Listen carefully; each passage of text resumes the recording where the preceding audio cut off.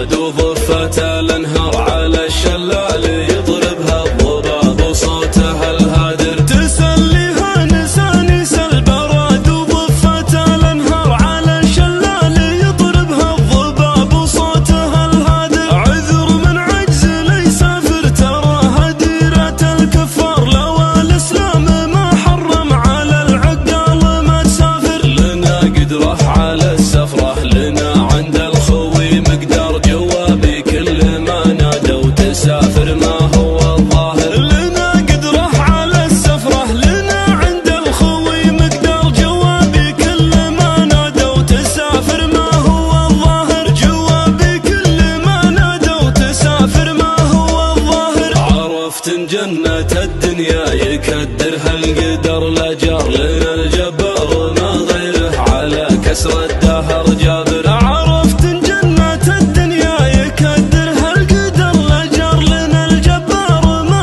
غيره على كسر الدهر جابر من اول ليلنا لين الضحى ما خلص المشوار سجل جيب والهاجس يكدر صفوة الخاطر ليا صفيت طبلونه تملكت المسار يسار سرى مثل الذرى للي يخاف مخالفة ساهر ليا صفيت طبلونه تملكت المسار يسار سرى مثل الذرى للي يخاف مخالفة ساهر سرى مثل الذرى للي يخاف مخالفة ساهر يشابه نوره البارق وخلفه مثل ضوح النار توهج كل ما هدى سناها يجهر الناظر يشابه نوره البارق وخلفه مثل ضوح النار توهج كل ما هدى سناها يجهر الناظر تنص صاحب ماله على صلف الظروف اعذار على الميدان بالخوه ليا نادى الخوي حاضر ليا